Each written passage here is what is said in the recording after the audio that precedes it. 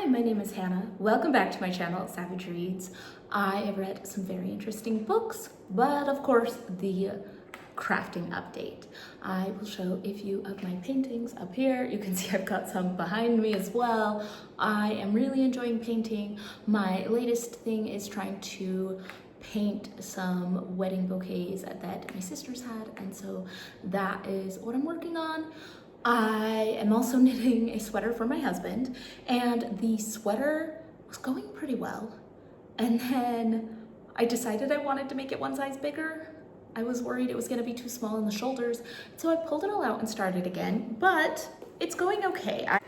I finished the back yoke and I am working on the shoulder, coming up and over, and I really love this pattern and I think it's really beautiful. This yarn is turning out really great. It's fun to work with. The cotton merino from Drops is just super fun and has a bit of a variegated texture, and I really like how that's going. So I'm having fun with crafts. So let's just jump right in today to the books. So the first book that I want to talk about was one that I read out loud to my daughters, and we read The BFG by Roald Dahl. And I remember liking this as a kid, and I don't know, I had the hardest time enjoying reading this. It was fine, the girls enjoyed it, but just trying to do the accent all the way through was kind of annoying. What was the moral of the story? Let's put all the giants in a pit. There was some weird stuff going on with that. And also just the idea of, oh yeah, let's run off with strange men in the night. Like, I think it was just supposed to be filled with silly nonsense and has some of that of the time underlying racism. It just seemed a little bit mean-spirited in some ways, but it was fine. It was fine. I know this is a classic. I'm just judging it kind of harshly as an adult reading it. It was fine. It was short. So this book was a recommendation from Scott at Gunpowder Fiction and Plot, and this was Jamaica Road by Lisa Smith. And this is a long, over many years, love story between Daphne and Connie, who are two Jamaican British youths in the 1980s. What I really liked about this book was that history, understanding some of the political climate, the xenophobia that these people had to face. It went into a lot of very difficult subjects about racism and domestic abuse. Connie's stepfather is not kind to his mother, and you see this all play out over the years. And I thought it was really well done until you get to the end, and then the pacing just goes completely wacky.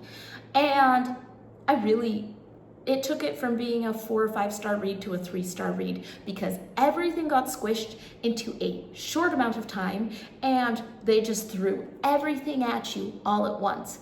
That last couple chapters could have been expanded to another couple hundred pages, and it would have probably benefited from that.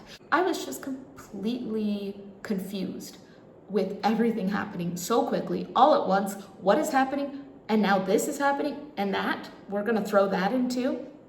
It felt like too much. So I enjoyed this book. I thought it had a really interesting time and place. I felt like the relationship was somewhat believable, and these difficult family relationships were really well explored. And then we got to the end and I'm like, what happened here?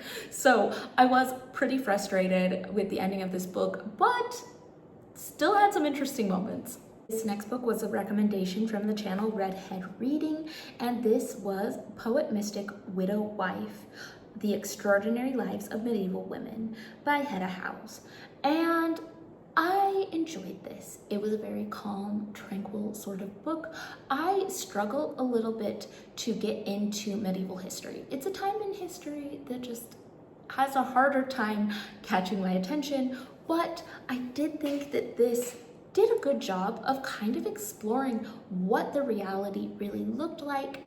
Of course, there was a lot of oppression of women back then, but also in some ways they had a lot of opportunities we may not see as much now. And you really get to delve into some of what life might have been like, and it was interesting. Was I ever thinking, oh my gosh, I can't wait to get back to the book?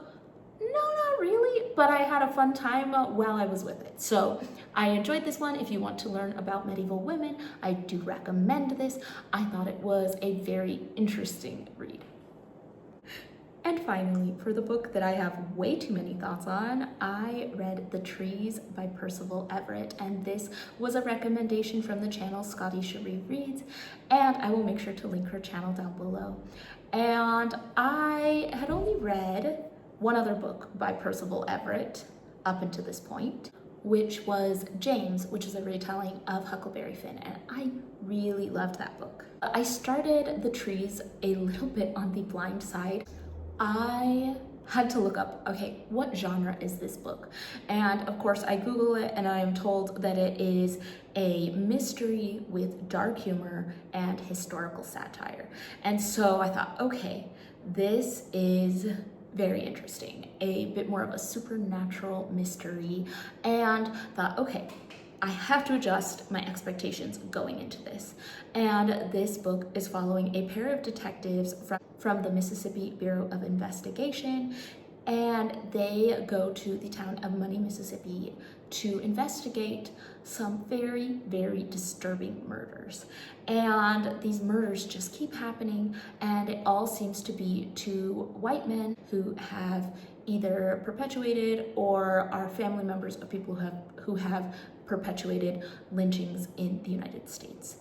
And we also have this elderly grandma who has kept track of all of the lynchings in the United States in her lifetime, and she has records and records of all of these. And so from a mystery perspective, I think I was disappointed.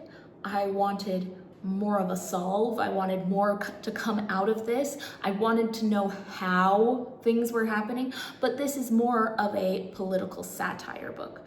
And it really does what it's supposed to do, because it makes you think, really can understand the pain and the desire for retribution after hundreds of years of murders that have been swept under the rug and ignored.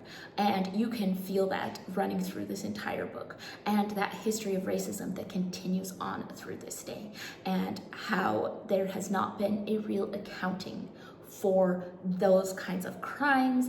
And I think that those were really important things to bring up. I understand that it's satire, so I think it's hard to judge all of the story elements in the same way, because I'm not an expert in how satire should work, I guess. I found it to be a little bit interesting that all of the murdered people, all of these white people, were the worst of the worst. And of course, they participated in horrific murders. I often think that a disturbing facet of racism is that often it is perpetuated by people who are good to their families, kind to their communities, are seen to be good people. And I often find it to be rather disturbing in nature how people who have committed these horrible crimes and who hold these incredibly prejudicial views can be hiding in such plain sight behind such kind facades. But this book definitely took the tack where every single person who was murdered was probably the worst person in the world. They weren't nice to their family and friends. They weren't good at their jobs. They weren't anything positive.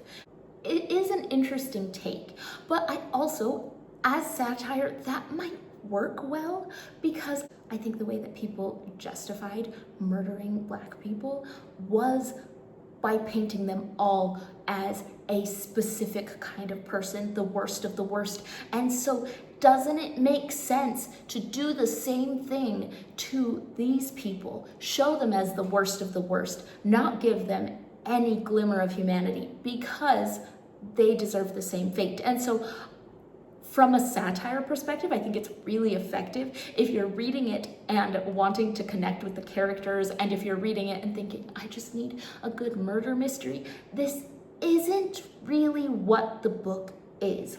But if it is a commentary on how we do not have a good reckoning with the lynchings and the racism of the past, then this is just fantastic.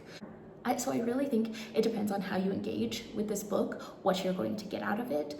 But if you are engaging with it as a commentary and as a calling out a hypocrisy in society, I think you would really like this. But if you are looking for a murder mystery or characters that make sense or anything of the sort, no, it's gonna be a little bit absurd. It is satire, and I am not always an expert on satire, but I did think this was well done for what it was, and it really did succeed in making me think about it and think about that hurt that has been carried through generations. And so I thought it was really interesting, and it was good, and it made me think, but very weird and kind of gruesome. So if you're not into a kind of grisly sort of book, you also probably wouldn't want to pick this up. So I have a bit of mixed thoughts on it, but I think it was done well for what it was. And that is what I have read the last week or so. If you have thoughts on these books, let me know in the comments down below, and I will see you all in the next one.